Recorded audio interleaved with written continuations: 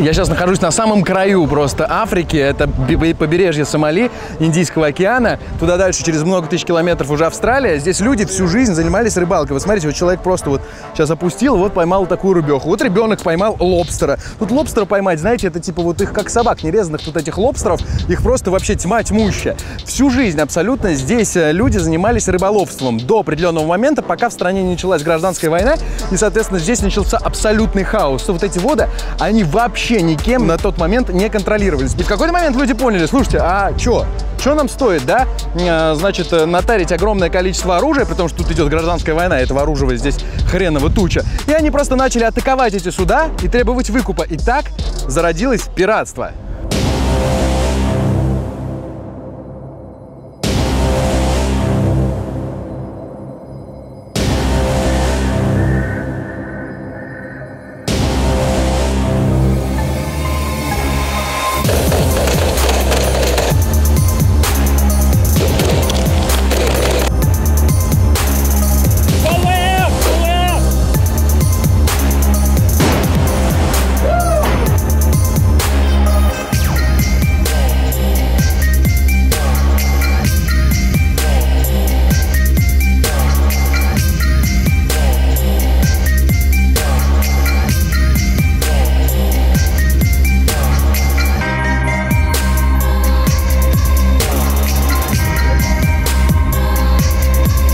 Люди мои, сегодня я покажу вам, как живут в непризнанном государстве, которое в один момент стало самой горячей точкой современного пиратства. Посмотрите, а вот так выглядит центральная площадь этого города Эйль пиратского.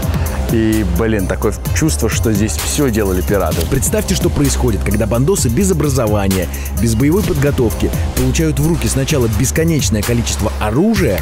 Они пугали людей, вели себя как гангстеры.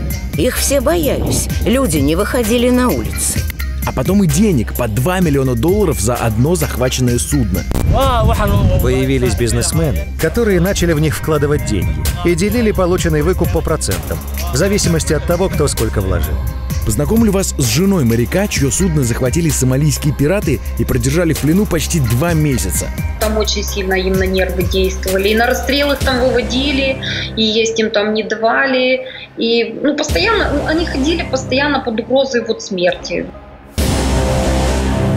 Это Лядов, и сегодня я в пиратском городе Эйль в Сомали. Именно здесь, вот на этом побережье, зародилось современное пиратство. Всего за пару лет эти люди из простых рыбаков превратились в полноценных профессиональных бандитов, которые захватывали уже не просто суда, а уже и танкеры и корабли. Сегодня я покажу вам, как сейчас живет пиратский город, и даже познакомлю вас с одним из бывших пиратов, который, кстати, говорит, что бывших не бывает. Это Лядов, и как люди живут из пиратских городов в Сомали.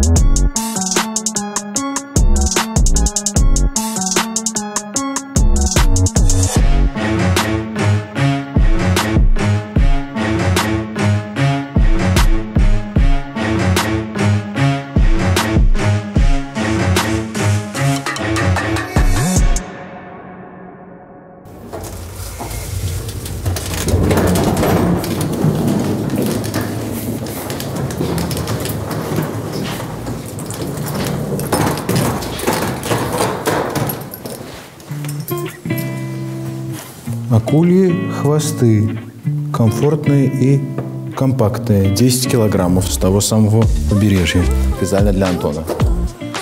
Кишки тунца, прекрасно, 10 килограммов тоже, с того самого рыбного рынка. Сахар, специально для Антона, за 80-100 рублей, сомалийский. В России такого, оказывается, нет. Спасибо огромное. Слушайте, Получается, в Сомали посмотрели первый выпуск, им понравилось, прекрасно же. На самом деле, практически все, чем я пользуюсь в те редкие дни, когда я все-таки бываю дома, я покупаю на Яндекс.Маркете. Это очень удобный, огромный маркетплейс, где можно найти вообще все, что нужно. Я заказал себе на Яндекс.Маркете подушку, микроволновку, принтер. Еще одна прелесть – это привлекательные цены. Довольно часто на Яндекс.Маркете проводят акции и довольно хорошие скидки.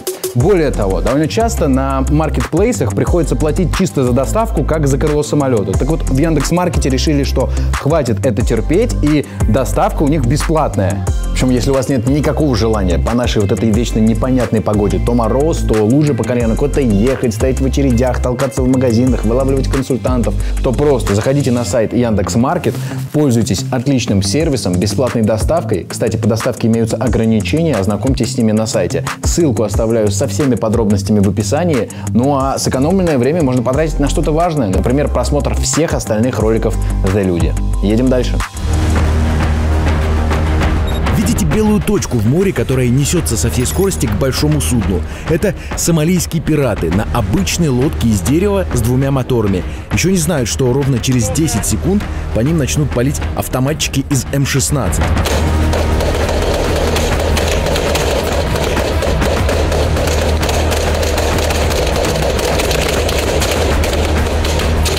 Кадры сняты с мостика охранников. Заметьте, сначала они стреляют по воде перед лодкой, чтобы отогнать пиратов. Те не успевают повернуть и врезаются в борт.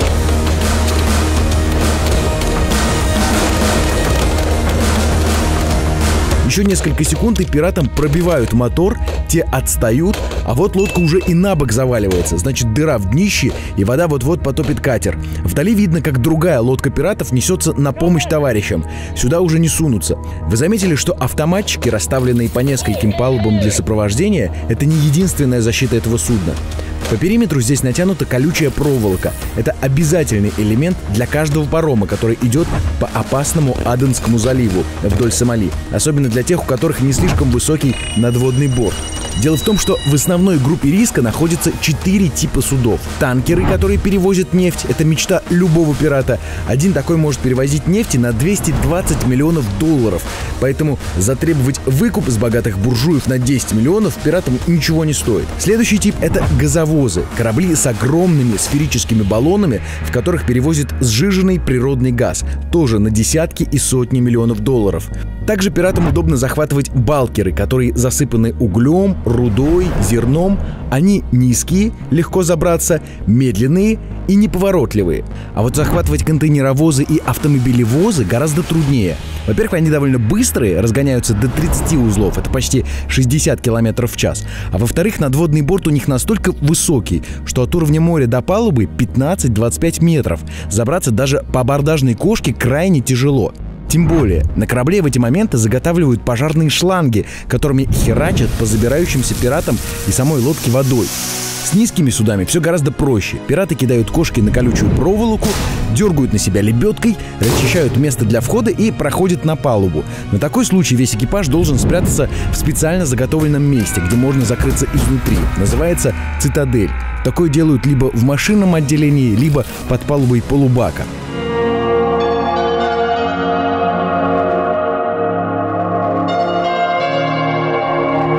Сухогруз Сергея Воротенкова шел из Сингапура с углем.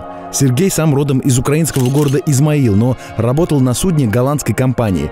Лодка у них идеальный вариант для пиратов. Борт низкий, судно старое и неповоротливое. Экипаж был 8 человек. Сергей был сварщиком. В долгих переходах всегда что-то нужно починить. Жена Ирина разговаривала с ним по телефону за 2-3 дня до того, как они вошли в Аденский залив. Последний раз он мне позвонил, очень даже было неожиданно. Они с Сингапура вышли, и последний раз он мне набирал, когда они были в Индийском океане. Угу. А помните, какое у него было состояние? То есть вот вообще о чем говорили? Перед тем, как они выходили после ремонта, состояние у него было напряженное. Угу. Потому что они стояли 2 месяца на ремонте. И получилось так, что капитан абсолютно неожиданно ушел. Он даже не попрощался с командой, он просто отбыл от судна. Он говорит, мы просто капитана увидели, когда он уже на берег плыл в лодке.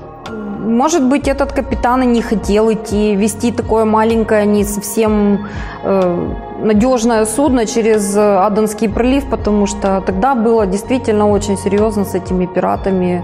Может, он понимал опасность какую-то, да? Да, он понимал. Я думаю, что, опасность была, и все это знали, и он отказался просто. На дворе был 2009-й, самый расцвет сомалийских пиратов. О том, что через Аденский залив уже было невозможно пройти спокойно, знали все. Как мне потом рассказывали, что Сережа 2 суток обваривал все судно колючей проволокой. Обваривал.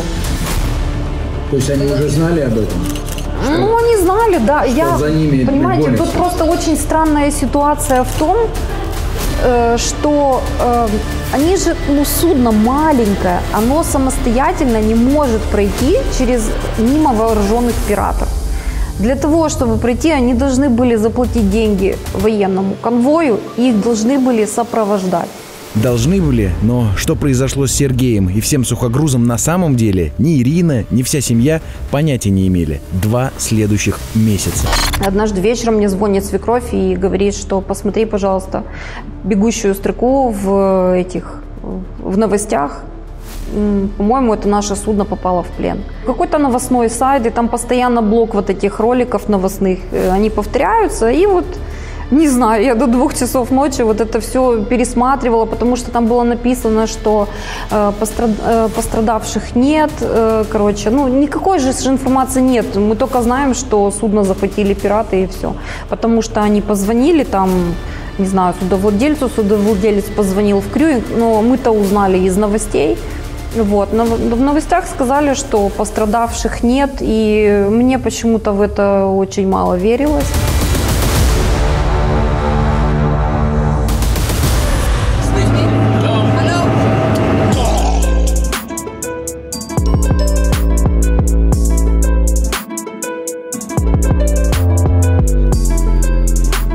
Приземляешься в этом Пунтленде, это столица, называется город Гароуэ. Посмотрите, какой вид. Это просто огромная такая пустыня. Мне кажется, примерно тут где-то Флинстоуны живут.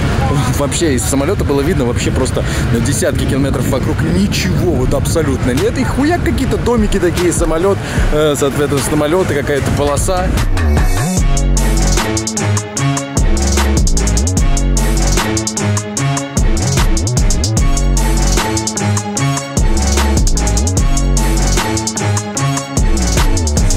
Пунтленд я прилетел, чтобы найти бывшего пирата и записать с ним интервью.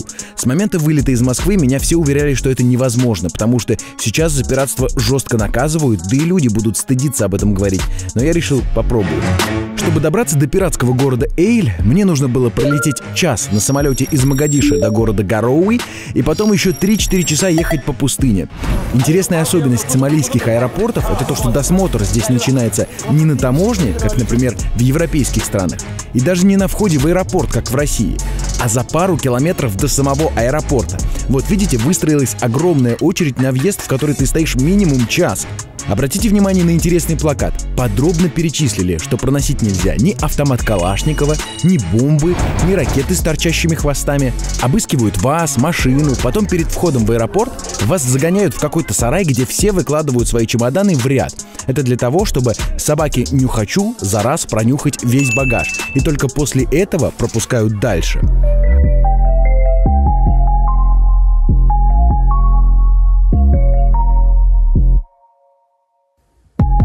Lot of niggas say I'm American. No, nigga, I'm from Africa. Hey, hey, I'm from Africa. I'm an African. Hey, nigga, I'm from Africa. A lot of niggas say I'm American. No, but nigga, I'm from Africa. I'm an African. Hey, I'm from Africa. Hey, hey, nigga, I'm from Africa. Чтобы вы понимали, просто так взять и прилететь в этот Пунтленд невозможно. Например, смотрите, я сейчас прилетел, человек, который должен меня встречать, опаздывает, меня даже из аэропорта не пускают. Я сижу и жду, соответственно, пока приедет человек и объяснит, подтвердит, вообще какого хрена я здесь делаю. То есть, в принципе, просто иностранцу взять и пригнать сюда вообще невозможно. В Пунтланд нужна еще и отдельная виза. По той, что вы получили в столице Сомали Могадишу, въехать нельзя. Слава богу, фиксер с необычным именем Аянли приехал. Большой человек в Пунтленде, у него свой бизнес по экспорту лобстеров. Нынешний статус Пунтленда – это местное самоуправление. Здесь свой президентский кабинет, свой парламент. То есть у вас свой отдельный президент здесь? Да, свой собственный. Но это все равно как бы часть большей картины Сомали. В Могадишо центральное правительство. Мы как бы под ними, но у нас своя полиция, свои военные, свой флот. А бюджет у вас тоже свой? Да, свой. Своя система налогообложения.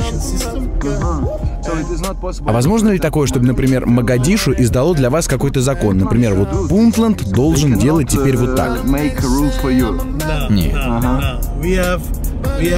У нас своя политика. Местное управление. Справа пустыня бесконечная, слева пустыня с одним человеком. Из-за влажности ощущение, что на улице постоянно 50-60 градусов, хотя в реальности около 40. Чтобы заправки не взрывались от жары, над ними здесь строят каменные навесы, еще и тряпками обматывают. По пути в пиратский город Эйль проезжаем столицу Пунтленда, мегаполис Сомали, город Гароуи.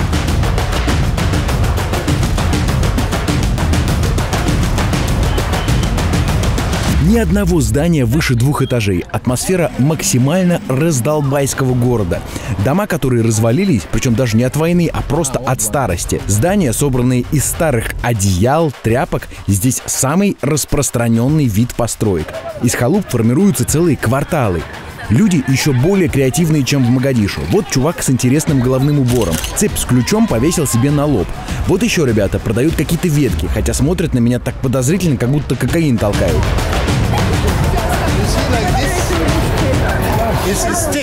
Смотри, это делается вот так.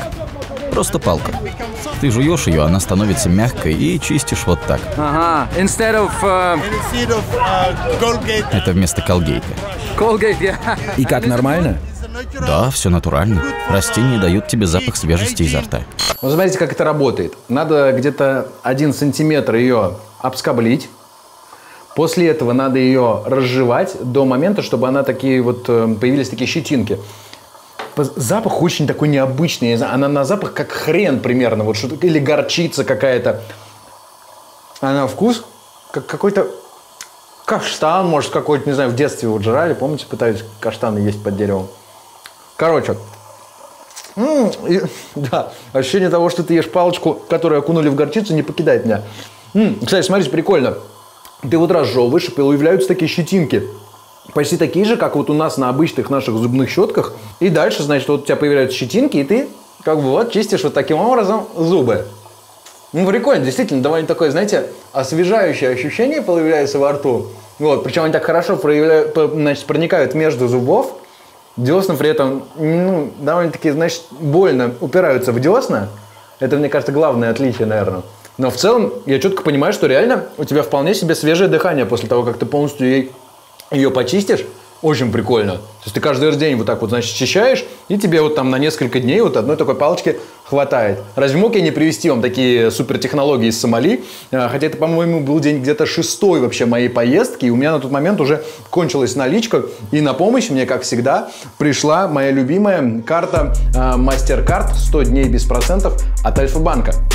Вообще обожаю накупать кучу всего вот в этих экзотических странах. Там майки, фигурки, всякие пепельницы. Я приезжаю, складирую, мне очень нравится. Я смотрю, я вообще хоть вспоминаю о своих поездках каким-то образом. Так вышло, что за последний год я вообще ни разу не ездил за границу без карты Альфа-банка. В этот раз у меня с собой была кредитная карта 100 дней без процентов. Именно она помогает мне реализовывать свои планы и выручает в самых сложных ситуациях.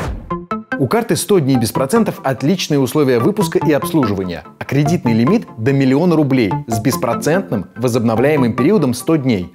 Снимать наличные легко и без комиссии можно в банкоматах по всему миру. И также легко потом погасить кредит. Альфа-банк предусмотрел несколько удобных опций. Если по каким-то причинам вы не успели закрыть задолженность по тем тратам, которые совершили в первые 100 дней, банк снизит для вас процентную ставку до 9,9%. Можете никуда не торопиться, ниже ставки еще не было.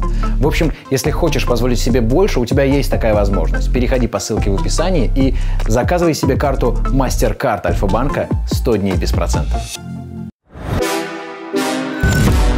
Короче, угораздило меня было забыть энтеросгель. И я чем-то траванулся.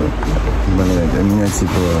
Ну, полный набор, да, то, что вы знаете, да, то, что бывает при отравлении. Знаете что, я такой пришел, думаю, ну, может, хоть какой-нибудь... Я им показываю, типа, энтеросгель, есть ли он у вас? Они такие, нет, нету. Я говорю, ну, хоть что-нибудь подобное, что-нибудь, может, есть? Они такие, слушай, чувак, тебе надо пить лимонад, вот, 7-Up, и тебе поможет. Типа... Он от диареи очень помогает. Вот. Серьезно.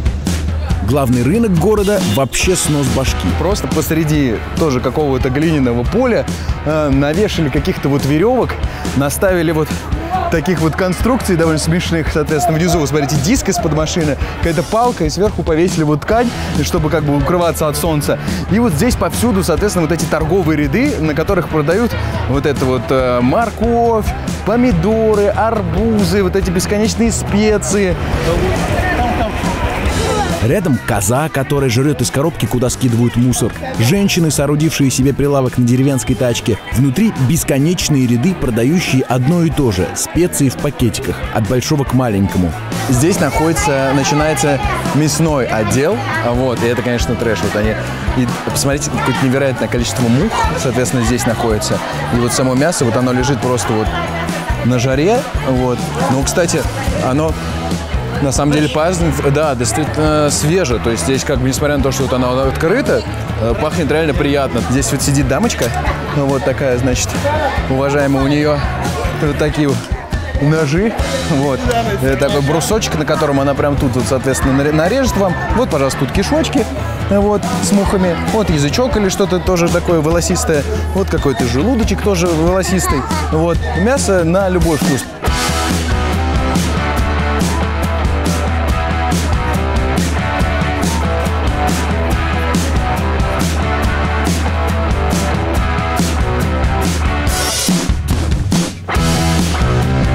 Военные вышки, как в Могадишо, есть, но чаще всего без военных. В целом здесь чуть безопаснее, чем в столице. Конвои с пулеметчиками изредка ездят, но никого меньше президента не сопровождают. Бензоколонки почти все защищают не только от солнца, но и от ворующих бензин, железной клеткой или ящиками. Под таким же уровнем защиты железные ящики с наличкой. Такие железные чемоданчики – это, короче, хранилище денег. То есть нынешний курс, соответственно, $1 – это 40 тысяч сомалийских шиллингов. Шиллинги? Да, сомалийских шиллингов. Вот это $2,5. Вот я сейчас поменяю $20, вот посмотрите, сколько это сейчас будет. Я ему сейчас говорю, даю $20, он говорит, блин, это много, у меня может быть не оказаться такого количества денег. Это, конечно, прикол. Смотрите, видите, вот эта безумная пачка бабосов. Это 800 тысяч сомалийских шиллингов. Это просто почти лям, вы прикиньте, да? Это, на самом деле, это всего лишь $20. Из-за того, что тут бешеная инфляция, десятки процентов она, соответственно, происходит. И у них вообще дикий коллапс вообще финансовой системы.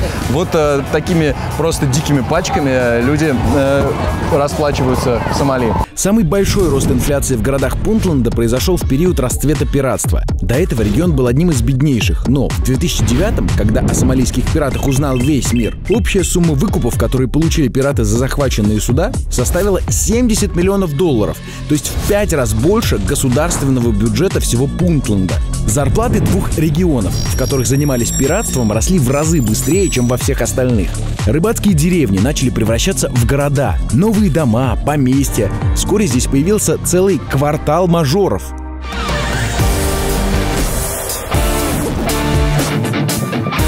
Так выглядит район, где живут богатые люди, серьезные дома, прям особняки такие, знаете, там вот они обнесены колючей проволокой, заборами, будь здоров. А как бы такая, знаете, это, условно говоря, по меркам Сомали рублевка такая. А вот смотрите, на что у них открывается вид. Просто вот залежи, тонны вообще мусора, который сюда просто сбрасывается вообще не глядя. Как так вышло, что ровно в минуте езды от квартала халуп, построенных из разорванных тряпок, находится охренительный коттедж с 2-метровыми заборами, колоннами, камерами видеонаблюдения, я могу только догадываться. Человека, который живет здесь, зовут Фарх Али Джама. Так вышло, что он был министром финансов Пунтленда с 2009 по 2013 год. Того самого пиратского расцвета, когда взятки лились рекой не только пиратам, но и тем, кто закрывал на них глаза. Но, скорее всего, это просто совпадение. И Фарх Али все заработал честным сомалийским трудом. У государства не было силы, потому что у нас не было кораблей, лодок, чтобы отвечать судам, которые нелегально вторгались в наши воды. Поэтому люди взяли закон в свои руки и бились за это. Со временем они начали захватывать суда и просить выкуп. В итоге каждый день от 2 до 5 или 10 судов они захватывали. Потому что через наш берег каждый год проходило 20 тысяч коммерческих судов. Денег на корабли, чтобы ловить пиратов, у Пунтленда не было, но на то, чтобы позолотить чуть ли не каждую ножку и ручку каждого стула, у кого-то в доме хватило. Вот вам для сравнения, как реально живут люди в Пунтленде. Мы находимся посреди пустыни. Здесь вот одна постройка какая-то из веток собрана. Вот еще более интересная. Блять, мы так в шалаши в детстве строили. Посмотрите, какой-то кусок бревна, вот колесо какое-то, коляски, я не знаю, кусочки дерева, соответственно, все натащили, просто вот все, что нашли. Вот. А, это kitchen, это кухня, я понял. Тут они готовят, вот внутри, видите, у них там, смотрите, плита там, вот у них там какой-то чайничек стоит. Оказывается, это торговцы. То есть они находятся здесь, и со всей пустыни фермеры привозят им молоко. В основном это молоко верблюдов, которое они здесь продают. Вот у них здесь находится, так скажем, торговая точка. Вот они построили такой павильон, тоже очень интересный. Собрали его из каких-то вот тоже палок, веток. Нашли просто вот, прицепили сюда какие-то тряпки, все подряд. Вот просто все, что вообще можно найти какие-то. И вот здесь у них вот висят вот эти вот канистры, в которые они как раз наливают вот это вот молоко, соответственно, и продают его приезжим. Сам дом решили не достраивать. 3 стен ребятам хватает. Пространство разделяют по принципу, кто в какой угол сел. В одном лежит ребенок, малыш явно болеет, маме приходится очень несладко. В другом углу мужик балуется растением кат, это местный наркотик, которое жуют для веселья. Еще одна группа чилит на улице. На лавки и двери никто не тратит ни времени, ни дерева. Его тут в пустыне пойди найди. Вода есть и норм. Интересно то, что у них вообще здесь нет водопровода, естественно. И единственный способ вообще добыть воду, это вот, смотрите, вот такая лежит огромная такая фляжка условно, вот эта вот резиновая. Из нее как бы вот они набирают воду. Вот, видите? Исследование ООН подсчитало, что пиратам доставалось только 30% выкупов, которые платили компании за свои суда. От 10 до 20% уходило на подкуп местных чиновников. Но каждый пират после одного захвата все равно получал по несколько десятков тысяч долларов. Эту женщину зовут мама Аиша Хирси. Много лет держит свой ресторан в рыбацкой деревне, недалеко от города Эйль. Деньги быстро приходили к ним. У них было слишком много денег. Они пили очень много алкоголя, принимали наркоту. У них не было мозгов. Если ты им говоришь, с тебя $100 за бутылку, они говорили без проблем $100. И таким образом каждый хотел продать им свои продукты дороже. Поэтому все стало очень дорого. Обычные люди не могли себе этого позволить.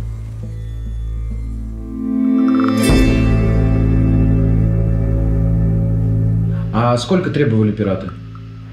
Ну, нам этого не говорили. В итоге я знаю, что $3 миллиона за них. $3 миллиона требовали.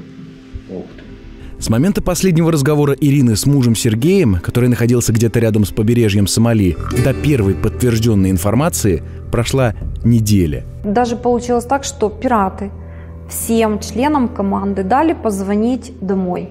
Угу. Ну, это такая у них тактика, давление такое. Потому что нам всегда говорили, что вы не должны обращаться в СМИ, вы должны молчать, потому что есть группы, как на государственном уровне это все проходят переговоры. И для того, чтобы эти пираты все очень такие вредные, чтобы не повредить делу, нужно не привлекать СМИ, поэтому мы должны тихонечко просто довериться, ждать, когда пройдут переговоры. И вот, по-моему, 19 вечером они позвонили всем, кроме вот моего мужа. Он не позвонил ни мне, ни маме. Вот. Вас не насторожило то, что всем позвонили, а Сергей не позвонил? Ну, это не то слово насторожило. Но было очень плохое предчувствие. О чем вы думали? Ну, мы думали, что это все неспроста. Или мы думали, что... Ну, мы надеялись, конечно, что он ранен, может быть. Ну, в таких случаях надежда умирает последней, мы о плохом. Ну, ты просто не допускаешь этой мысли себе. Она у тебя есть, но ты ее не допускаешь просто. Огромное количество людей, у них нет возможности зарабатывать никак, кроме как поймав рыбу и продавая ее. Сомалийцам, конечно, повезло в том смысле, что у них, короче, море, в нем водится дикая какая-то невероятная живность, то есть все там от обычных рыб до акул, лобстеры водятся и все остальное. Но, короче, вот если ты будешь рыбачить с берега, то, ну, зарабатывать будешь копейки, потому что, ну, то есть народ оттуда тягает, ну, такую рыбку, знаете, это по нашим меркам ничего, там, килограмм, 2-3. А чтобы зарабатывать нормальные бабки, то надо нанимать вот такие лодки, типа, как на которые мы сейчас плывем, и, соответственно, уплывать глубоко в море, и там можно, соответственно, уже как бы охотиться на акул, и акулы дают реальный заработок. А еще круче, это, соответственно, когда чуваки накапливают на, значит, оборудование для дайвинга, ну, опускаются на дно, чтобы ловить лобстеров. Вот это прям вот золотая жила здесь, в Сомали.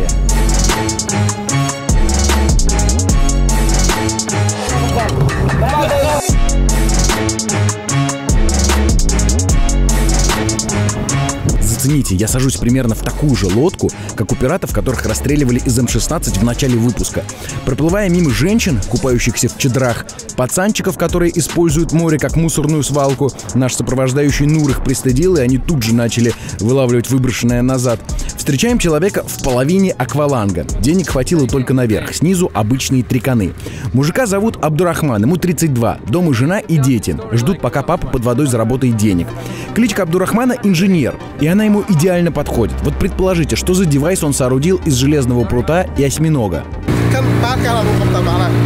Лобстер боится осьминога, поэтому я использую его, чтобы поймать лобстера. Он прячется под камнями и под песком, поэтому осьминог выгоняет его оттуда. Ну ни хрена себе лайфхак. То есть инженер Абдурахман тычет палкой с осьминогом в камне, лобстеры пугаются, выбегают, и Абдурахман их ловит. Это приносит вам нормальный доход? Нет, на самом деле у меня довольно дрянная жизнь. Что вы имеете в виду? Честно, того, что я поймаю, мне хватает, чтобы прокормиться на день. Например? $10-20 в день. У вас есть семья? Да, у меня 8 детей. Фабрика по разделыванию лобстеров находится, как правило, прямо на берегу, под какой-нибудь перевернутой лодкой. Чувак с обычными ножницами для бумаги сидит и отрезает хвосты омаром. Это, кстати, научное название лобстеров. За сколько вы продаете лобстера? Есть 3 размера. A, B, C. Разные размеры. Вот это размер B. Такой стоит $11. Маленький стоит $6. Чтобы поесть лобстера в Сомали, не надо искать какой-нибудь ресторан. Его вам подадут в любой засаленной кафешке, даже без водопровода. Вот стоит раковина, и внизу есть такая педалька, смотрите. От нее идет шланг к канистре, в которую вручную наливают воду. То есть специально человек ходит и наливает. И ты хочешь помыть руки, соответственно, подходишь и ногой так шлеп-шлеп-шлеп по этой штучке. Шлеп-шлеп-шлеп. О, видите, водичка полилась. О, вот так работает. Хочешь помыть руки? Постарайся. Умей саночки возить. Стоит в Сомали лобстер около $10. Копейки по сравнению с Москвой. Значит, я сейчас буду пробовать сомалийского лобстера. Это вам не обычный лобстер, потому что, ну, вы как привыкли, да, в Москве, там, в своих вот этих странах, да, где вот есть дороги заасфальтированные вот эти вот. Вы как привыкли, да, что вы в ресторан приходите, и вам приносят вот на такой, значит, такую какую-нибудь огромную такую вот хреноту, да, с такой закрытым каким-то колпаком, и ты открываешь там такой лобстер, вау! Это все понты, на самом деле, вы же понимаете, да, потому что, типа, европейских людей, их надо удивлять подачей. А тут в Сомали, понимаешь, лобстером вообще никого не удивить. Лобстер — это абсолютно просто вот на каждом шагу, как собак нерезанных этих лобстеров. Поэтому их приносят обычно вот просто, как вот у нас, знаете, обычно бабулечки так вот себе дедулечкам заворачивают обед на работу. Вот, знаете, вот такое, 2 тарелки друг на друга положили, открываешь, а тут лобстер. Да, вот представьте себе вот это вот прекрасная такая вот... Тут без понтов. В Сомали, в принципе, будет странно звучать идея, что надо понтоваться лобстером. Вот, надо затестить лобстера.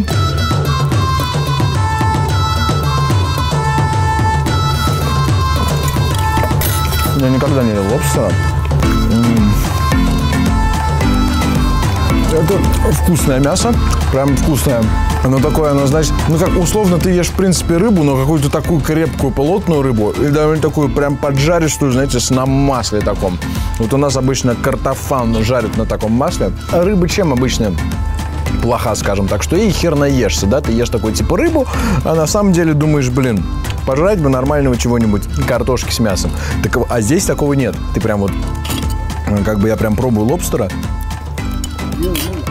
Я понимаю, что прям он сытный вообще, как свинья сытный. После обеда до пиратского города оставалось еще часа 1,5 езды. Проблема в том, что в один момент наш водитель, который почему-то постоянно смотрел и слушал какую-то сомалийскую песню года, сворачивает с трассы, и впереди еще 150 километров по дикой пустыне. Да, множество городов здесь вообще не связаны друг с другом асфальтовыми дорогами.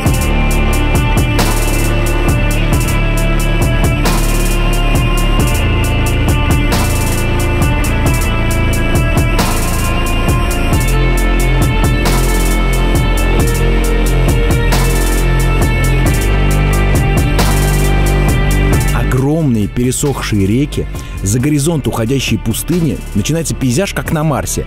Огромные ямы, как будто метеорит упал. Это, кстати, резервуары. Когда проходит дождь, они наполняются водой и грунтовыми водами. Минус в том, что хранится вода недолго, так как быстро испаряется. Но есть водосборники помоднее. Вот, например, дождевая вода скатывается по железным откосам и оказывается под крышей. И зацените, таких куча по всей пустыне.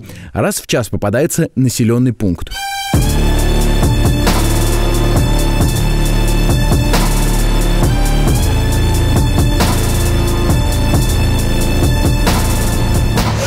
Так выглядит, значит, центральная улица этого городка, это рыбацкой деревни. Это очень впечатляюще. То есть это вот как бы основной, скажем так, бульвар центральный, по которому ходят, гуляют люди. На земле здесь песок и какие-то разваленные камни. Вот, малышей куча. Вообще просто такая атмосфера, я не знаю, как будто ты как на каком-то диком западе. Году так, я не знаю, в 800-м, наверное, примерно. Вот, типа ты в каком-то голливудском фильме. Вот, здесь очень много людей. Они отдыхают, садятся просто на землю, как правило. Детей возят не на колясках, а на деревенских тачках, причем группами. У некоторых в качестве игрушек поплавок рыбацкой сетки. Или машинка из канистры. Зацените, колеса сделаны из консервных банок. Игра заключается в том, чтобы сложить разорванные бумажки в кузов и перевезти куда-то. Это вообще кайф. Жилище, построенное из крышек от железных бочек. Вот эта вот зеленая хренота, похожая на какую-то вот трансформаторную будку, прогнившую из каких-то проржавевших железных листов, и на 5 деревянных палках, некоторые из которых вот-вот шлепнутся. Это магазин. Местный магазин, то есть здесь продаются, вот смотрите, майки висят, пожалуйста, можно покупать, там вот какие-то расчески, батарейки, лезвия, в общем, все необходимое, что нужно людям, все здесь продается. Вы не подумайте, что они себе в чем-то там отказывают, все у них есть. Рынок здесь — это когда чуваки просто раскладывают пляжное покрывало и на нем какие-то товары. Крыши укрепляют покрышками, чтобы ветром не сносило. А вот, это просто, конечно, достижение этой рыбацкой деревни. Тут вот тазик с какой-то бочкой. Это частная школа, между прочим. Это вам не в тапки срать, ходить в какую-нибудь обычную школу. Это Liban Private School. Perfect English здесь, между прочим, учат. Вот это вот здание, на крыльце у которого тут козы лежат, это частная школа. Причем, как бы, ну, вы же понимаете, частную школу с прекрасным английским берут далеко не всех. В общем, это как бы элитка здесь учится. Perfect. Извращенец. Если кто-то не занимается рыбалкой, значит он выращивает что-нибудь на огороде. Причем урожай защищают очень серьезно. Самое интересное — это вот эти заборы. Это, блядь, просто, мне кажется, самые креативные заборы в мире. Вы прикиньте, это же вот как надо вот нахерачить. Сюда какую-то вот впихнули пальму, каких-то веток насобачили, потом каких-то, значит, бревен, какой-то шланг сюда впердолили тоже, посмотрите. А вот это вообще кайф. Вот это система защиты. Вот это как бы дверь, да, то есть она уже тоже закрыта. А здесь поверх еще и вот эта рыболовная сетка такая, вот именно такие сетки используют в промышленной ловле. Вот, еще ей, видите, дополнительно натянуто и вот привязано, значит, леской. Вот ты вот типа вот никак вообще сюда не проберешься, вот туда, вот где растет вот какая-то херь на песке. Кроме домов из одеяла, много и деревянных, и даже каменных. Но самое невероятное — это вот эти кучи камней. Вот предположите, что это такое? Места для молитвы, разрушенные дома, обозначение стройки или алтари? Я думаю, что это такое? Оказывается, здесь вообще нет никакого там ни губернатора, ни мэра, никого, в общем, кто бы распределял какие-то земли, поэтому вот так народ столбит себе земли. То есть он как бы объясняет всем людям, что типа вот только попробуйте встать на эту землю, это мое. Да, у меня сейчас пока нету дома, у меня нет денег, чтобы построить дом, но вот когда они будут, я его построю вот именно здесь. И только попробуйте вообще сюда ко мне прийти. И как, блядь, с ними спорить, да? Вместо лавочек — кресла старых тачек, которые выставляют на улицу. Рисунки на заведениях такие же, как в Могадишо, только выбор поменьше. Вообще смешных рисунков куча. Вот какой-то танцующий мужик на аптеке. Если кто-то поймет, что это значит, пишите в комментариях. Двери в заведениях не делает никто, как будто из принципа. Максимум повесить какой-нибудь ковер. Вот так выглядит указатель к единственному в городе отелю. Добрались.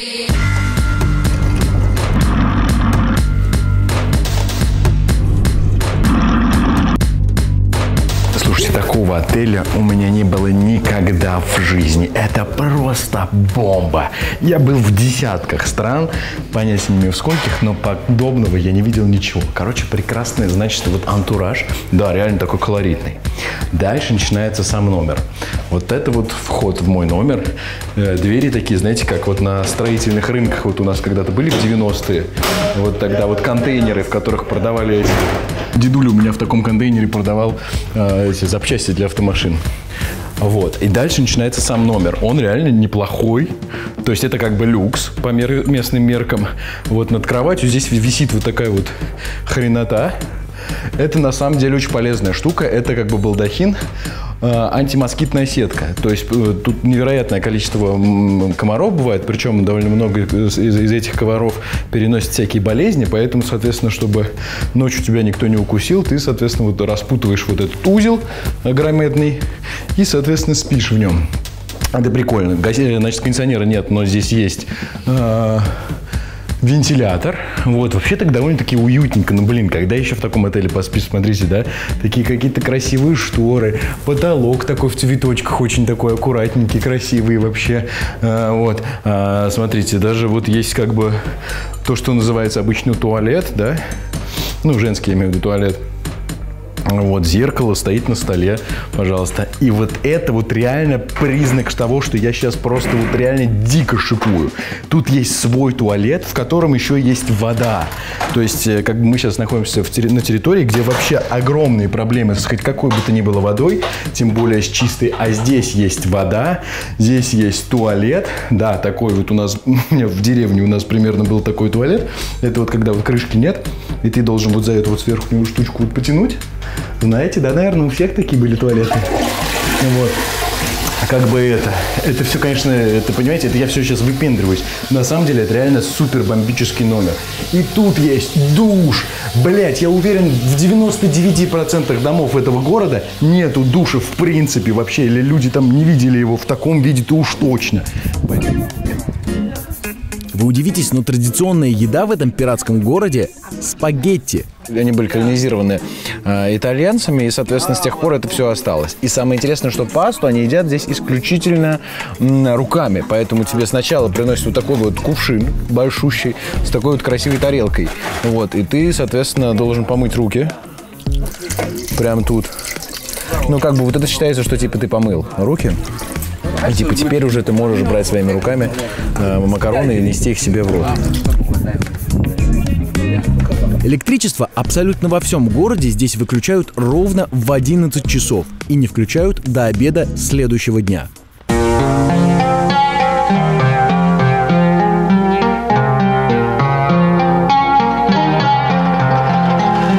Так выглядит, в общем-то, центральная площадь, можно сказать, города Эйль. Это самое такое движовое у них здесь место. Здесь, соответственно, вот, например, начинаются кафешки, вот прям... Ну, такие вот здесь конкретно кафешки, в которых пьют просто чай, кофе. То есть у них, соответственно, один навес, там несколько столов внизу. И как бы чисто такой, быстро что-то цепануть. А вот здесь находятся полноценные рестораны. Ну, видно, что это элитное заведение, в принципе, сразу понятно. На входе стоит, значит, умывальник. Это уже большущий признак того, что сюда может зайти вообще не каждый, потому что вода есть. Вот, это я не иронизирую, я серьезно говорю. То есть это явно дорогое заведение. И здесь еще один признак, то, что здесь прям полноценную стену они собрали. Да, собрали просто из говна и палок каких-то, я не знаю, вот смотрите, какие-то листы железные, вот, например, крышку от бочки какую-то сюда присобачили. Вот видите, рыбацкой сеткой все это затянули, накидали каких-то вот пакетов полудраных, накидали, соответственно, сетки сверху вот этой рыболовной. То есть, чем это отличается сильно от всяких как бы кафешек для нищебродов, они чуть подальше находятся. Там даже стены никакой нет. Вот. А здесь прям видно основательная такая постройка, то есть сюда ты уже приходишь, значит, там день рождения отметить, свадьбу сыграть, что-то такое, или покушать как-то очень основательно. Вот, здесь, соответственно, просто вот можно, есть вот зал, можно снять, вот, и здесь полноценный, соответственно, вот, полноценный обед уже непосредственно здесь можно провести. Вот прям сейчас вот здесь как раз и готовят. Good, you?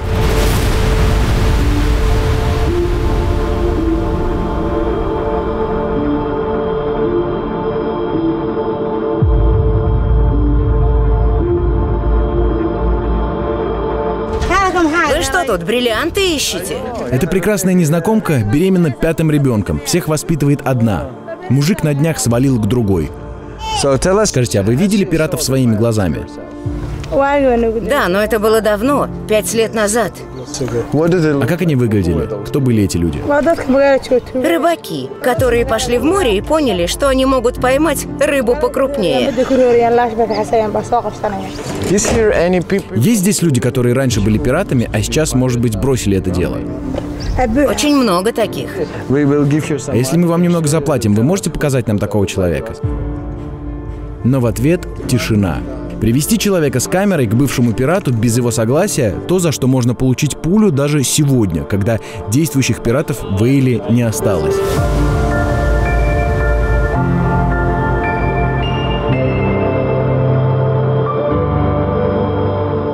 Случилась тут со мной история, я, честно говоря, охренел и чуть не прослезился от того, какие крутые ребята меня смотрят. В общем, выходит у меня какой-то ролик, и у меня там мелькнул мой разбитый iPhone в кадре, буквально там ненадолго. Я его уронил где-то еще, по-моему, в Монголии 100 лет назад, разбил, там такая зеленая полоска вдоль экрана.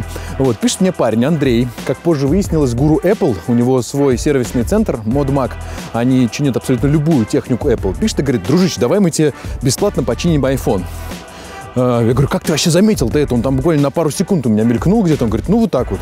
Я говорю: блин, ну спасибо большое. А потом говорит: давай мы тебе бесплатно подгоним вообще новый iPhone.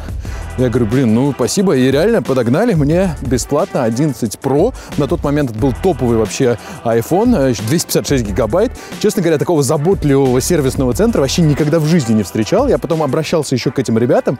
Очень качественно все делают, поэтому очень советую. Андрей ведет личный Instagram, где подробно рассказывает о всяких фишках и секретах Apple, а его сервисный центр ModMac качественно ремонтирует любую совершенно технику Apple, iPad'ы, iMac'и, значит, MacBook'и, айфоны, все, что хотите. А если вы назовете ему промокод Лядов, он вам даст еще и скидку 10%. Кроме того, ребята занимаются трейд-ин по программе Apple. Это когда неисправные телефоны меняют на новые. А также занимаются и обычным трейд-ином. Это когда вы сдаете свой старый телефон, доплачиваете разницу и получаете новый. modmac.ru. Супер заботливые ребята. Мне позвонила свекровь, сказала, что вроде бы уже как бы договорились, и надо ждать вот еще сутки, будет все решено. Вроде бы договорились о сумме выкупа. И потом на следующий день она мне,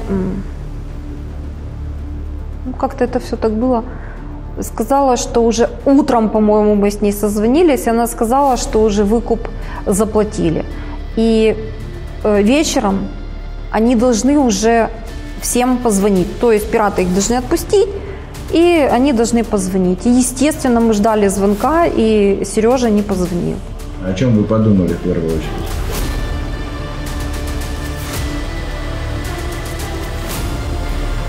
Пустота наступила. Тишина и пустота. Ну, о чем думали? Думали, как жить без него. Потому что, ну, вот так. Уже тогда вы почувствовали, что все плохо? Ну, наверное, раньше, ну просто, как говорят, вот все равно говорят, что надежда умирает последней, но как, вот я не знаю, как другие женщины, там у кого были сыновья и мужья, но у меня было вот чувство, что это никогда не закончится, вот было такое ощущение, что нет надежды, вот надежды нет. Можете представиться, как вас зовут? Абдулали Абдулахман Саид. Сколько вам лет? 37. Я родился здесь, вырос, женился. И мои дети тоже здесь.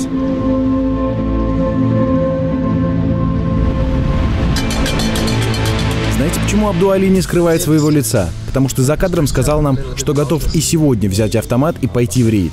Он был пиратом, но говорит, что не убил ни одного человека и даже не стрелял. У меня было хорошее детство. Я был энергичным, красивым ребенком. У меня была светлая кожа. Но наша жизнь все время шла то вверх, то вниз. Родители были торговцами, они ездили в Гароу и покупать вещи и продавали их здесь. Когда в нашей стране не стало правительства в 90-м году, мне было 7 лет. И после этого много людей потеряли работу. Все, кто был хоть как-то связан с государством. Все мои братья, они начали рыбачить. Тогда не было никакой другой работы, кроме рыбаков. Мы ныряли под воду и ловили лобстеров и другую рыбу. Вся наша жизнь зависела от того, что мы поймаем. Но вскоре после того, как мы потеряли правительство, сюда стало заходить много нелегальных компаний, которые рыбачили в наших водах. В основном из Таиланда. Многие из них проходили, разрушали или захватывали сети, поставленные нами. И со временем мы не могли больше рыбачить. Слишком много рыбацких судов там было. И в какой-то момент мы задались вопросом, и что нам делать? Версия о том, что бедные рыбаки не могли найти ни единого лобстера и стали захватывать те самые суда, которые заходили в воды сомалийцев нелегально, одна из самых распространенных в местных городах. Сколько в ней правды, я не знаю, но не сочувствовать, не оправдывать пиратов я не собираюсь. С одной стороны, разве может такое быть, что сюда зашло столько судов, что местным ни одной рыбы не досталось? Но с другой стороны, чужаки тоже заходили сюда не с лучшими намерениями. В начале пиратства, когда к нам заходили большие корабли, люди пытались защищаться, потому что те использовали динамит, чтобы ловить рыбу большими размерами. Они уничтожали коралловый риф, поэтому их начали атаковать, а те отвечали и убили несколько сомалийцев. И тогда люди обозлились. Мы больше не могли поймать рыбу, чтобы прокормить свои семьи. И тогда мы начали отвечать. Мы захватили рыболовное судно, и они заплатили нам деньги. Тогда мы отпустили его и раздали деньги своим семьям. При этом распространяли месседж всем рыбакам, что если вы поймаете больше, вы получите больше. И началось. В итоге все рыболовные суда начали заниматься этим, и люди начали бояться. А пираты убивали людей здесь, на суше? В основном случайно. Они много пили и веселились. Но когда убивали кого-то, да, они убивали и детей, и взрослых, но чаще всего это была случайность. В основном они воевали между собой. Можете описать ваш первый захват? Первым было большое испанское рыболовное судно. Оно пришло к нашему берегу, где мы расставили свои сети, чтобы ловить лобстеров. Они пришли и забрали их. Вместе со всеми лобстерами, которых мы собирались продать.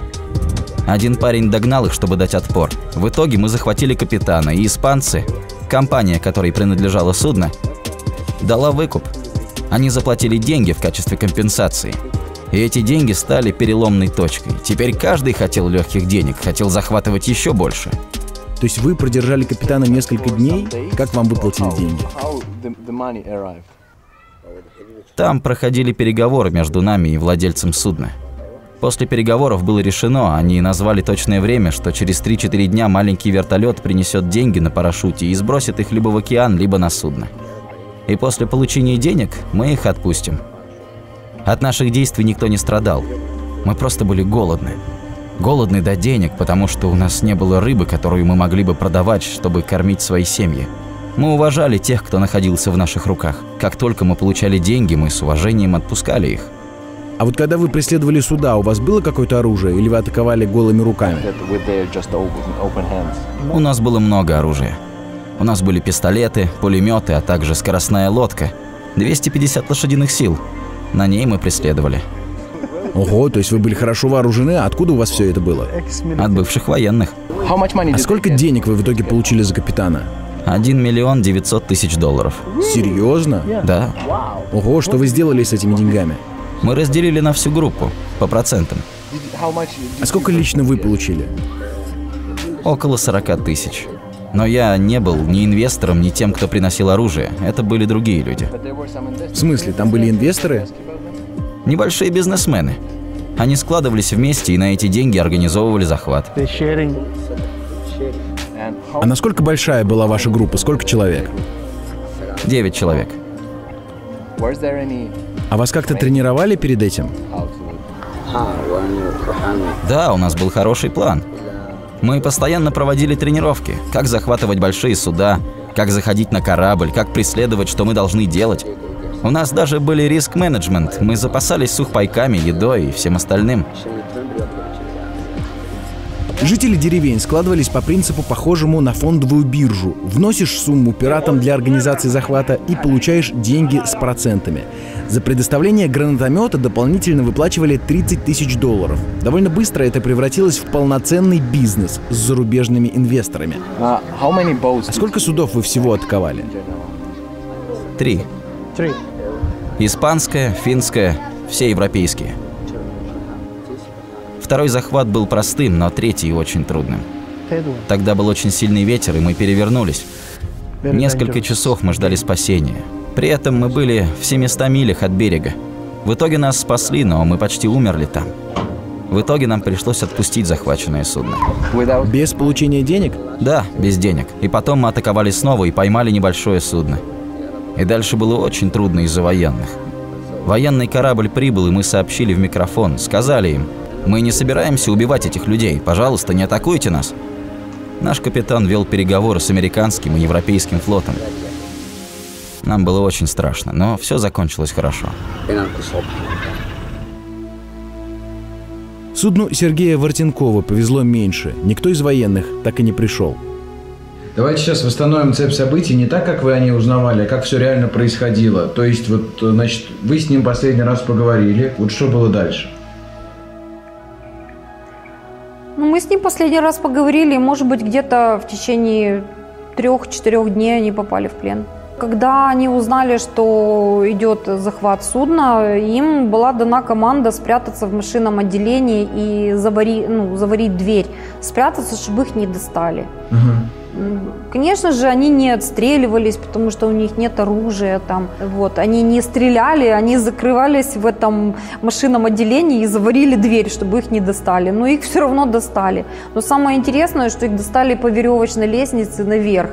Зачем было заваривать дверь, я тоже не понимаю. Ну, это паника, наверное, была какая-то. То есть это в целом быстро все происходило. Я не знаю. Я просто поняла, что на судне всегда, даже если это очень маленькая компания, я поняла, что там очень сильно распределено комсостав и обычный там рядовой состав.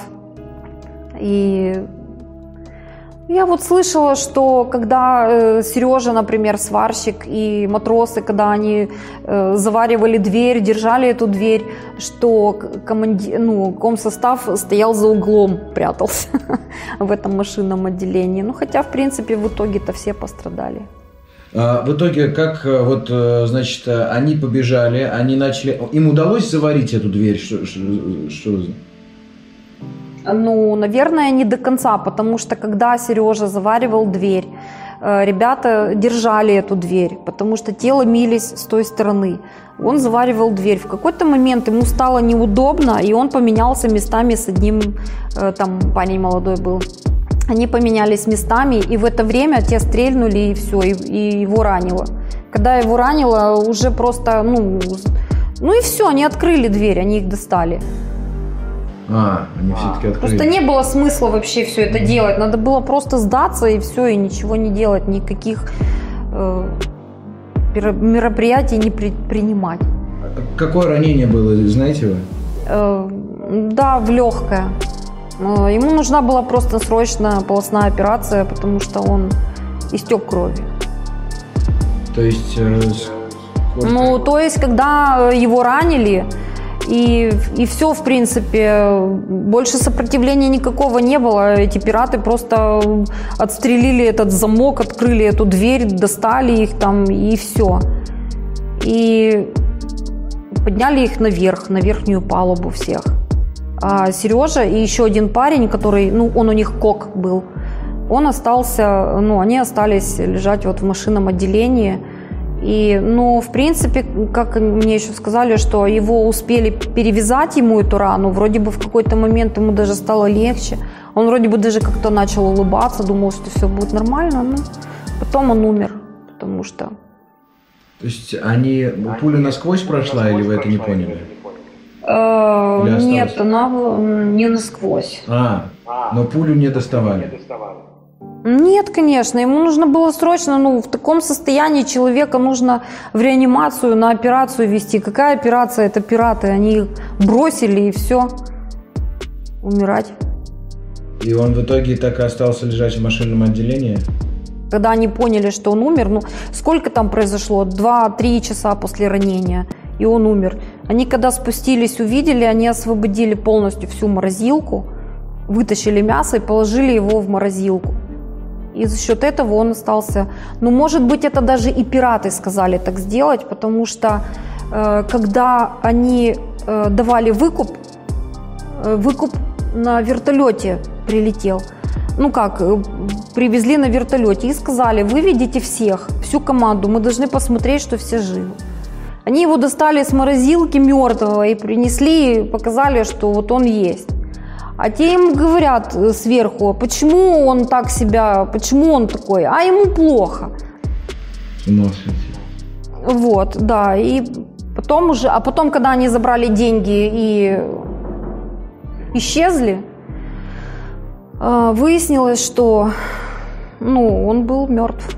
Потом, кстати, у меня знакомый был тоже, даже сосед мой. Он просто, получается, на это же самое судно пошел в рейс. После этого? На ремонт. Именно на это судно. Угу. Вот. И он потом рассказывал, что это судно было просто все изрешечено. Оно было вообще... там просто не было ничего. Вот просто ничего. Сплошная железяка. Судно отбуксировали в соседнюю с Сомали страну Джибути, после чего оставшиеся члены команды вернулись домой, в украинский город Измаил. Со временем наша община, старейшины, имамы-наставники решили, что с пиратством нужно бороться. Но у нас не было оружия. И со временем люди стали стыдить и презирать тех, кто занимался пиратством. И в итоге большинство из них покинуло эти места. Мы знаем, что это плохо. Нам было нечем заниматься, кроме пиратства. Мы сожалеем. Это плохо. Но мы были очень злы. Сейчас мы бросили это.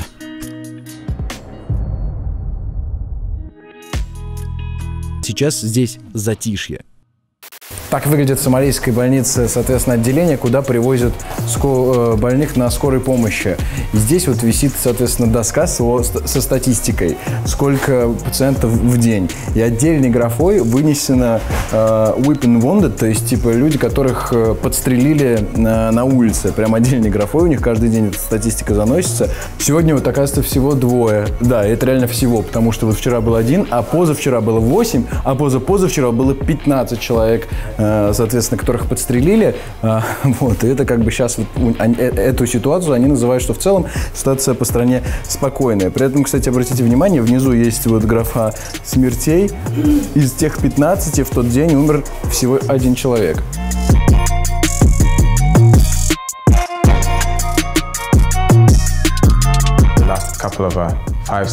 Предыдущие 5-6 лет каждый день было примерно по 20 пациентов или по 20 жертв в день. Но сейчас в день может быть около 2 людей с огнестрелом. Или может быть с ранением ножа. Ситуация улучшается. Сейчас я могу сидеть с тобой и давать тебе интервью без того, чтобы меня прерывали. Но раньше это было невозможно.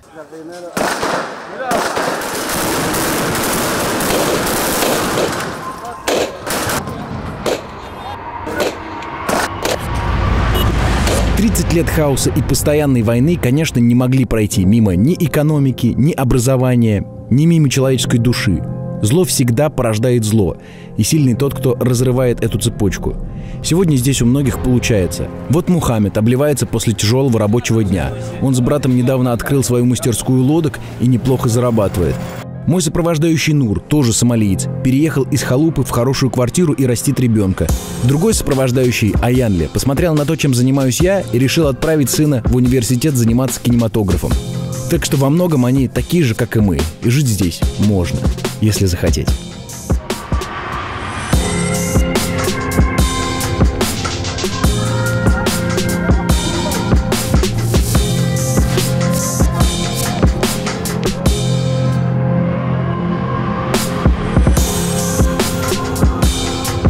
Это был Лядов и «Как люди живут».